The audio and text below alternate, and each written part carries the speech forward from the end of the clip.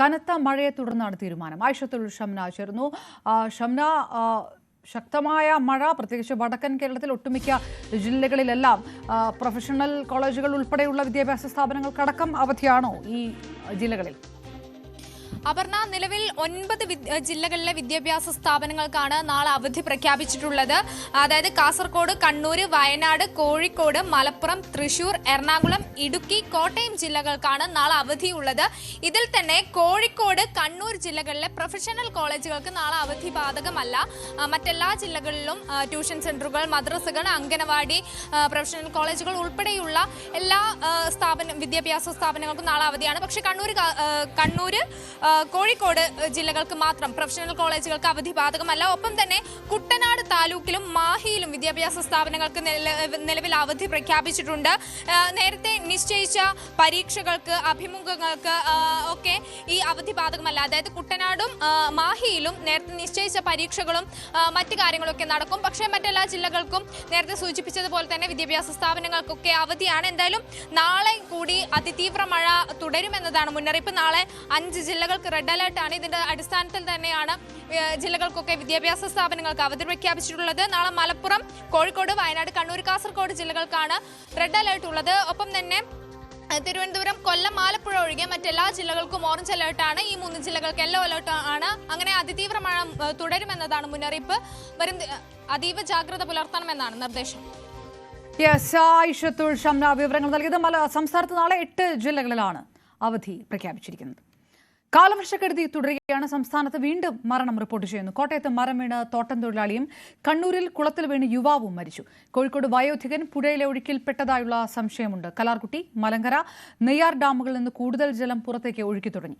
കാസർഗോഡ്, കരിയങ്കോട്, നീലേശ്വരം എന്നിവിടങ്ങളിൽ നദികളിലും അച്ചൻകോവിലാറ്റിലും ജലനിരപ്പ് ഉയരുന്നു. ജലനിരപ്പ് ഉയർന്നതിനെ തുടർന്ന് പമ്പയിൽ സ്നാനത്തിന് നിയന്ത്രണം ഏർപ്പെടുത്തി. മധ്യ കേരളത്തിലും വടക്കൻ കേരളത്തിലും അതിതീവ്ര മഴയാണ്. കണ്ണൂരിൽ കുളത്തിൽ കുളിക്കുന്നതിനിടെ യുവാവ് മുങ്ങി മരിച്ചു. മാട്ടൂൽ സ്വദേശി ഇസ്മായിലാണ് മരിച്ചത്. ഇന്ന് രാവിലെ അഴീക്കോട് ആനിവയൽ കുളത്തിലായിരുന്നു സംഭവം. കോട്ടയത്ത് മരം വീണ് തോട്ടം തൊഴിലാളി മരിച്ചു. കോട്ടയം എരുമേലിയിലാണ് സംഭവം. തൊഴിലാളിയായ മുനിയാസ്വാമിയാണ് റബ്ബർ മരം വീണ് മരിച്ചത്.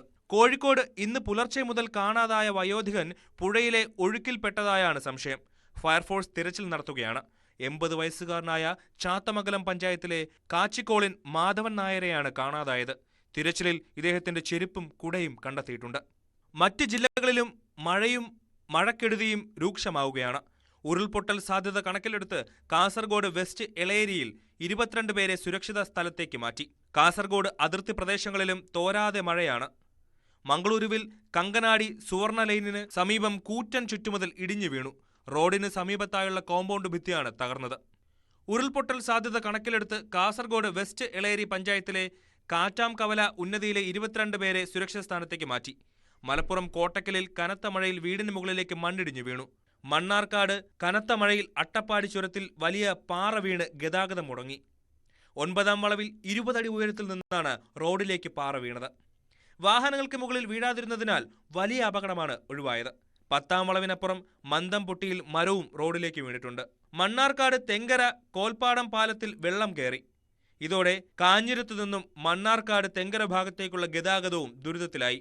ശിരുവാണി ഡാം തുറന്നതോടെ മണ്ണാർക്കാട് കുന്തിപ്പുഴയിലും തൂതപ്പുഴയിലും കൈവരിയായ മുറിയങ്കണ്ണിപ്പുഴയിലും വെള്ളമുയർന്നു.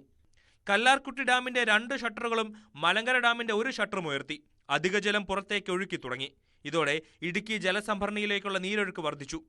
ഇടുക്കി ഡാമിലെ ജലനിരപ്പ് ഇന്ന് 2343.24 അടിയാണ്. കോട്ടയം മെഡിക്കൽ കോളേജ് റോഡിൽ വൻമരം കടപുഴകി സമീപത്തുള്ള വീട് തകർന്നു. ശക്തമായ കാറ്റിലും മഴയിലും മേവെള്ളൂർ പമ്പ് ഹോസിന് സമീപം തേയത്തു മധുവിന്റെ കോഴിഫാമിലേക്ക് തേക്ക് മറിഞ്ഞു വീണു. കോഴിഫാമിന്റെ ഒരു വശം പൂർണ്ണമായി നശിച്ചു. കൊട്ടാരക്കര ഇരുണൂരിൽ വീട് ഭാഗികമായി തകർന്നു വീണു. വീട്ടിൽ ആളില്ലാതിരുന്നതിനാൽ വൻ അപകടമൊഴിവായി. നീരൊഴുക്ക് വർദ്ധിച്ചതോടെ നെയ്യാർ ഡാമിന്റെ ഷട്ടറുകൾ കൂടുതൽ ഉയർത്തി. ഡാമിന്റെ സമീപ പ്രദേശങ്ങളിലുള്ളവർ ജാഗ്രത പാലിക്കണമെന്നാണ് നിർദ്ദേശം. പമ്പയിൽ ജലനിരപ്പ് ഉയർന്നതോടെ തീർത്ഥാടകർക്ക് സ്നാനത്തിന് നിയന്ത്രണം ഏർപ്പെടുത്തി. വിവിധ ബ്യൂറോകൾക്കൊപ്പം ന്യൂസ് 18. കാസർഗോഡ് ജില്ലയുടെ അതിർത്തി പ്രദേശങ്ങളിലും തോരാമഴയാണ്. കനത്ത മഴയിൽ മംഗലൂരു കങ്കനാടി സുവർണ ലൈന് സമീപം കൂറ്റൻ മതിലിടിഞ്ഞു വീണു. അപകട സമയത്ത് ഇതുവഴി വാഹനങ്ങൾ വരാത്തതിനാൽ വൻ ദുരന്തം ഒഴിവായി. മംഗലൂരുവിൽ വാമഞ്ഞൂരിന് സമീപം കെട്ടിക്കൽ കുന്നിടിഞ്ഞു താഴ്ന്നു. കുന്നിടിച്ചിലിനെ തുടർന്ന് റോഡിലെ ഒരു ഭാഗം പൂർണ്ണമായും അടച്ചു. ദേശീയപാത 169 കല്ലും മണ്ണും പതിച്ചു. ഇവിടെ 100-ലധികം വീടുകൾ അപകടാവസ്ഥയിലാണ്.